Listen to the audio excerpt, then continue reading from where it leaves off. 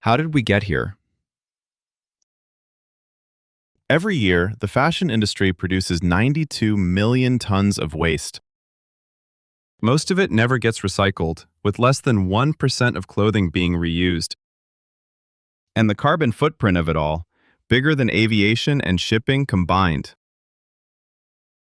But it wasn't always like this. There was a time when clothes were made to last, when buying something new was an occasion, not a habit. So what changed?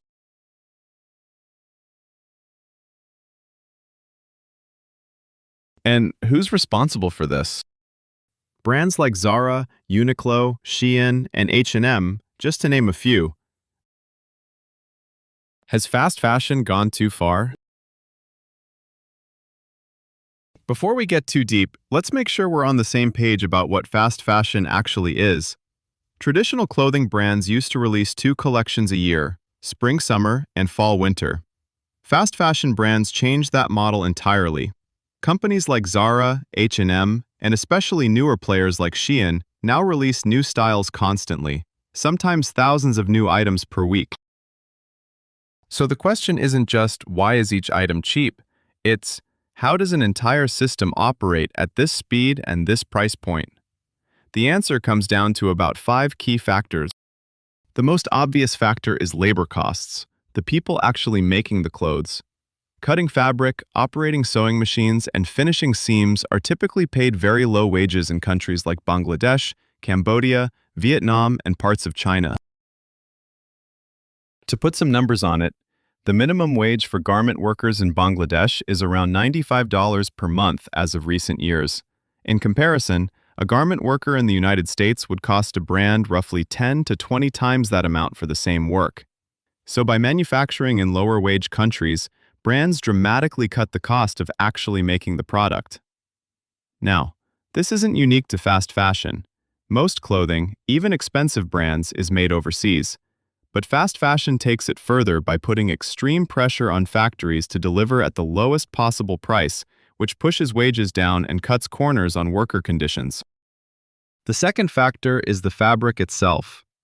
If you've ever bought a fast fashion item and noticed it feels a little thin or rough or kind of plasticky, that's not a coincidence.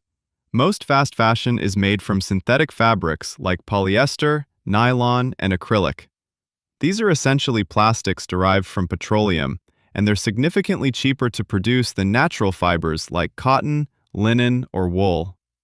Polyester can cost half the price of cotton per yard, and it's easy to manufacture on a massive scale.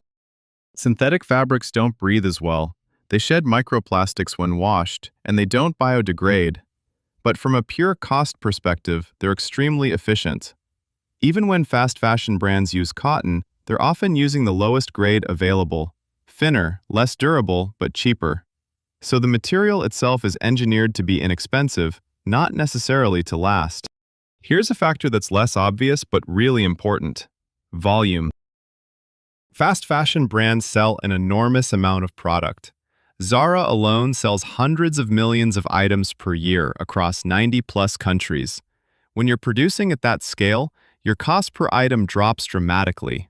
This is called economies of scale. Think of it like buying in bulk. A factory that gets an order for 100,000 units of the same shirt can optimize every step of production. The per-unit cost of fabric, thread, buttons, packaging, everything goes down. Fast fashion brands also move fast in a literal sense. Traditional brands might take 6 to 9 months to get a new design into stores. Zara famously does it in about 2 to 3 weeks. Shein reportedly designs, produces, and lists new items in as little as 3 to 7 days. Speed and scale feed each other, and both push prices down. This one is straightforward but worth saying clearly. Fast fashion is designed not to last. The business model depends on you buying more. If your $12 top survives 5 years, you're not coming back next season. But if it fades, stretches out, or falls apart after 10 washes, you're back in the store. So there's actually an incentive to use thinner fabric, weaker stitching, cheaper dyes, and flimsier zippers. This is sometimes called planned obsolescence, designing products to have a limited lifespan. It's common in electronics too, but the fashion industry has taken it to an extreme. This is the most important factor, and the one that most people don't think about. The price tag on a fast fashion item doesn't include all the costs of making it. Some of those costs are passed on to other people, to governments, or to the environment. Economists call this externalizing costs. For example, environmental cleanup. The fashion industry is one of the largest polluters in the world, responsible for roughly 10% of global carbon emissions and a significant share of water pollution. When a factory in Bangladesh dumps dye chemicals into a river, there's a real cost to that, but the brand doesn't pay it. The local community does. When garment workers are exposed to toxic chemicals or work in unsafe conditions and get sick, they bear that cost, often with no employer support. So let's bring it all together. Fast fashion is cheap because of low-wage labor, cheap synthetic materials, massive scale and speed, intentional low quality, and externalized costs. Whether those trade-offs are worth it, and what consumers or governments could or should do about it, that's a bigger conversation.